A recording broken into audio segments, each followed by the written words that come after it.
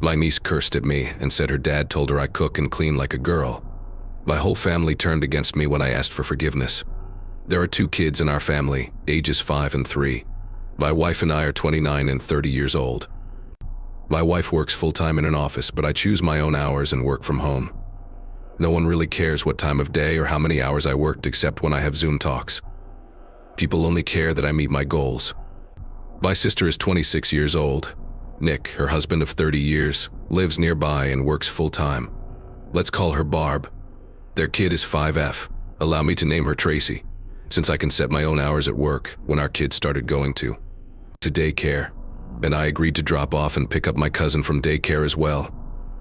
I didn't mind too much, and I thought it was fun for my kids to hang out with their cousin. Tracy and I get along too. I've always thought I was her cool uncle. She's nice that she usually behaves. Anyway, most days I bring her and my kids back to our house. My sister picks them up in the afternoon or evening after I make them snacks or dinner. A few days ago, my 3-year-old and I were making snacks while our 5-year-olds watched Bluey on TV. I heard yelling all of a sudden. My son was yelling at her that my dad isn't a girl when I went over to see what was wrong. He is while my sister answers. It looks like a girl. It sounds like the word. It sounds different in my language, but it means the same thing. The difference between this and just calling someone gay by name is also clear. I was shocked at first, but I quickly turned off the TV, sat her down, and told her not to use that word and that I'm not a girl. This is a bad word, and people in this family don't talk badly to each other. She should say sorry to me. I will tell her folks about this word again, and she will get in trouble. She said she wouldn't get in trouble because her dad called me that. Her dad is not in trouble. I was shocked. No matter. I told her that word is bad and she shouldn't use it with me or near me because of what her dad said. And I told her she should say sorry because it made me feel bad. Because she's a good kid, she did.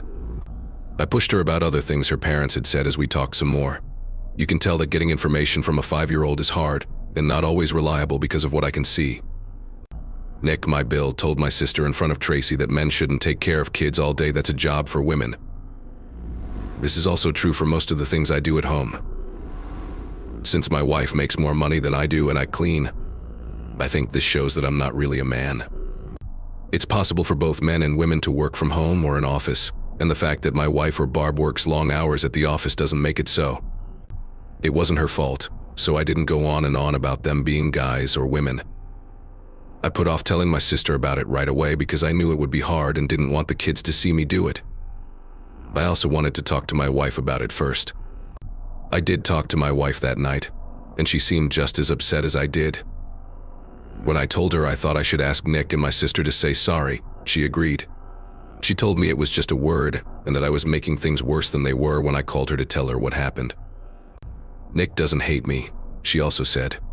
If he talks badly about me to her and my sister behind my back, I told her I didn't care if he hates me or not. She doesn't seem to be doing anything about it. That's how Nick was. I should calm down, she told me. I hung up after telling her to fuck off. She could get her own child from daycare if that's how she felt. That was rude and short notice, but I felt like the people who were like family to me and who I did so much for were being mean to me. My wife told me she understood and that I shouldn't give up until I get a real explanation. There was no childcare the next 2 days because they were weekends. Barb was supposed to call or text, but I couldn't find her. Since she hadn't called me or texted me, I thought she didn't care what I said. This made me even madder. The calls did come when it was time to pick Tracy up from daycare, but I didn't answer them. I dropped off my own kids and didn't call for a while. So I did the right thing and let Barb cook for a few hours, even though the meal was small. It felt great. When she called again around noon, I did answer the phone. I meant to tell her with pride that I was ready to say sorry and that we would do that, but I forgot. She yelled at me instead, saying I wasn't guilty because I didn't show up, and that made her late for work. I told her I wasn't going to get her. You had 2 days to get ready. She wouldn't stop yelling at me, so I hung up again. She texted and called me to say she was going to pick up Tracy from daycare. I told her I wouldn't be there, so she took the call. Getting back, Tracy thought I would bring her with me when I picked up my kids, but I didn't. We both had a hard time. I understand that she wasn't to blame for being stuck at home and missing out on snacks and playtime with us, but I didn't want to let this go. I told her that my mom and I were fighting and that I'd pick her up again when we got along. I still feel bad about what I did. It was clear she didn't like it since she's only 5, but I said sorry, got my kids, and left. After a while, my mom called me. Barb asked her to pick up Tracy, but my mom has a disability that made it hard for her to do so, and asked me why I was being mean to Barb. She told me something about Nick, which made me say that the more I think about how Nick is, the less I like it, and if she thinks that's okay, then I'll be okay. I'm not going to do his work for free because he thinks that about me in general. Her view was that I was making everything up. It seemed like everyone else wanted all of this other stuff instead of just giving it to me, so I told her I wasn't. To keep myself together and not let it bother me, she told me. But I told her I was done, and to enjoy my time with Tracy. Nick himself called me that night. I wasn't sure if I should answer because I thought he might be calling to say sorry. Not at all. Barb says she is very upset with how I'm acting. Since my sister and I are related, how can I be so mean to her?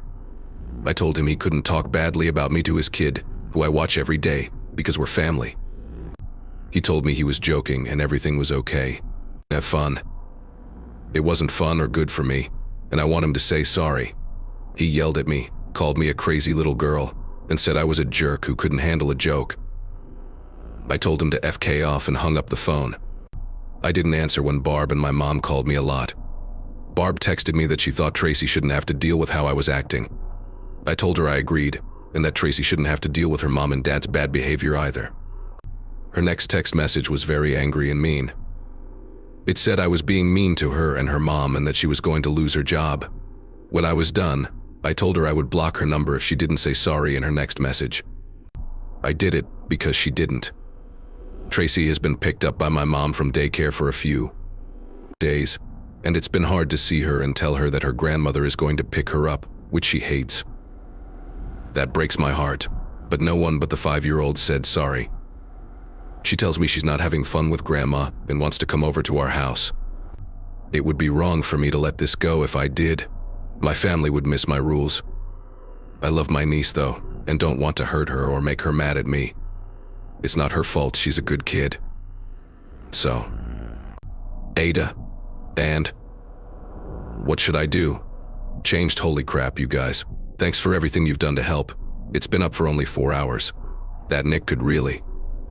I didn't think of wanting Barb to quit her job before, but now I do. It scares me a lot about her.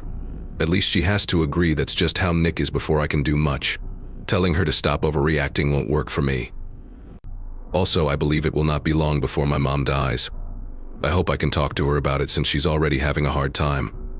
I'll settle for, because she's desperate even though I'd rather she understand my point of view. I'm not sure what kind of childcare they can pay for. They borrowed a lot of money to buy a house, and now they can hardly pay it back. Also, I'll let Tracy know that I love her, and that this is not her fault. Thanks, everyone. On November 13th, 2024, it was changed. Okay, so I shared this yesterday and was shocked by how many comments, help, and support I got. Thanks to everyone who helped, and I think this needs an update. To make some things clear. 2 years ago, my dad died of a heart attack. He smoked a lot and had a bad life, so it wasn't a surprise. It was also not his first time. He was a great grandfather and a great dad before that, and until the end. But my mom was by herself when he died, and she doesn't work. My mom has MS. It's mostly steady, but it gets worse over time. It happens sometimes and gets worse when she is stressed, which she is going through now. She doesn't always get back to the same level after a flare-up. Most of the time, we try to keep her from being upset. My dad had life insurance that gave her money and paid for her house when he died. 3 times a week, someone comes over to clean, cook, do her shopping, and do other things for her that my wife and I pay for because she can't. To add to what I already said, I think my wife and I are doing better financially than Barb and Bill. They have a nice house and nice cars, but they also owe a lot of money on loans and mortgages. I thought about this again after getting a good answer. I thought about what I could do. Do not give up on Tracy, I will stand my ground. I knew there wasn't a right answer, so I had to choose something. I didn't go to work that day because I had to think about and deal with this. When someone talked about how someone else would feel in Tracy's shoes, It hurt a lot. I can't do that to her now. Some of you asked for a different story, but I'm afraid I can't give it to you right now. It's not her fault that we all love her very much. Also, my kids love her. My sister wasn't stopped because she needs to be able to reach me to ask me to help her child. I talked to my mom the next day, and she was again upset about having to pick up Tracy, which is hard for her. I told her I was ready. But I'm coming over and she's going to have to hear me out, to which she agreed. I talked to her for a long time, avoiding snark and lashing out this time. And just explaining that basically how serious Nick was, or how he is, doesn't matter. I used that rocking the boat analogy someone linked to in comments, and further stressed my point by saying that it shouldn't matter if I was justified or not in getting upset. I am her child, and if something upset me, it at least warrants giving me the benefit of the doubt before siding against me, and eventually it seemed to come through. She apologized and we hugged it out. And I think she got it. She's not a very confrontational person and generally really tries to keep the peace, and this time she went about it wrong. I'm not saying I'm not mad, but she's my mom and she apologized. I explained to her that she shouldn't be covering for me because that means I have no leg to stand on when confronting Nick and Barb, and she was receptive to it. I texted my sister that we needed to talk, and I'll drop Tracy off at their place tonight, to which I got a stoic thumbs up. I picked Tracy up from daycare today and she was overjoyed. She was actually a little possessive of me, staying by my side all afternoon instead of. It was cute when she ran off to play, but it made me feel bad because it meant I wouldn't be able to pick her up. I tried to explain that she wasn't in trouble and I wasn't mad at her, but I was mad at her parents and we need to work that out. She was really happy about it though. I dropped her off in the evening, and once she was in bed, I sat down to talk with Barb and Nick. I told them straight out that Mom wasn't going to be covering for them anymore, and if they didn't let me finish, I would get up and leave. They didn't mean it, but they didn't need to know that. They weren't happy, but they were willing to listen, so that's progress. I told them that I didn't need them to really apologize, but I was going to need one. This was the norm. I had spent years taking care of their child, and if they wanted to be jerks, I wasn't going to do it for free. So here's what was going to happen. 1. I wasn't going to drop her off in the morning until further notice. Nick's behavior had to have an effect. 2. I wasn't going to pay for family trips and outings. It was a man's job to support his family. Tracy was always welcome. 3. If I heard any more BS being said about me behind my back, I would start charging them for my services. My plan was to give them what they want, childcare, and then restore it while. Nick wasn't happy about this, and my sister had to take him outside to talk it out without me. They eventually agreed, and I got my, admittedly half-hearted, apology. I could have pushed it further, but I didn't want to risk having to either back down or hurt Tracy again, so I took this. There were no tears or warm hugs, but I got what I wanted, and I didn't have to give up my time with Tracy. I still plan to talk to my sister alone about her relationship with Nick and how she sees me, but I think I should wait a little while before I do. I know this isn't the resolution some. If you wanted, or maybe most of you did, but at the end of the day I need to find a solution I can live with. And for me this is it.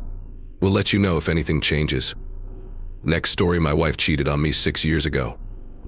I forgave her, and everything was great until my sister asked me if I wanted to spend the rest of my life with someone who had betrayed me.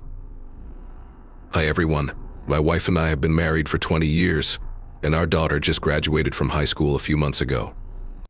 I found out that my wife was having an affair for a couple of months. I really wanted to divorce, but my wife was very sorry. She quit her job and started going to therapy, and she promised to do everything I asked of her. In the end, I decided to stay with my wife for her sake and the sake of our family. For about 5 years, everything was great. We had date nights and romantic vacations, and we really loved each other. The 6th year, the whole thing came back to my mind and I just couldn't take it off. It was when my sister said, "Would you really want to use the gift of life and spend it with someone who had betrayed you so badly?" That's when I decided I couldn't do it anymore. The day before my daughter's graduation, I told my wife I was leaving and I would be filing for divorce soon. She was shocked and she cried a lot. She told me she would do anything, but I told her that my decision was final. My daughter's graduation was great, and I was proud of her. My wife seemed happy too, but my daughter could tell something was wrong, and she asked me why her mom seemed so happy. I told her not to worry about it and to enjoy the day. The next day, though, I told my daughter I was filing for divorce. She was shocked and asked how I could do this to her mom before graduation, which is why her mom couldn't enjoy the graduation. I told her it wasn't her business and that we'd always love her. My wife and I are now going through the divorce process. Bada. You could have waited a few days. Also, if you were happy, why did you let that line from your sister affect you so much? Are you easily swayed? Is the appearance of having always had a perfect marriage so important to you? Isn't the point to learn more about the other person and ourselves? Oops, it wasn't just that line. I'd been thinking about it for about a year, and my sister told me it was time I put myself first. Comment or two, since you waited so long. I would have waited a little longer after her graduation. Her graduation was ruined because her mom had to fake happiness, and your daughter picked up on it. Now she finds out the next day, which makes her remember that day even less fondly. You're not the jerk for deciding to get a divorce, but the timing was a bit sleazy. Oop. I just wanted to be honest and open with my wife once I made the decision. I was able to enjoy my daughter's graduation, and a huge weight had been lifted off my shoulders. Commenter 3, are you having a midlife crisis? You forgave her. You waited 6 years. Did a young woman bring up these memories again? And then you made the graduation about the divorce. Your daughter will always remember that. Yes, oops, my daughter did have a great time. The graduation party was great too. We took lots of pictures, and I'm sure she will remember the day fondly. The next day, though, I told her about the divorce because she kept asking me why her mom seemed so sad. I didn't want to, but she wanted to know the truth. She was sad to hear it, and she even cried. But divorce is a part of life, and both my mom and I still love her. She is now in college. Commenter 4, I know it's hard, but the timing was terrible. Your daughter deserves happy memories, not family chaos on her graduation day. She will remember this forever. An NSBP update, October 26, 2024. My daughter called me last night to say she saw the post I made and read the comments. She asked me how I could be so mean to her mom, and then said she was going to stop talking to me for a while. I told her I understand she's going through a lot, and I'll always be there for her, but I respect her choice to go low contact. So that's not the best news, but life does go on.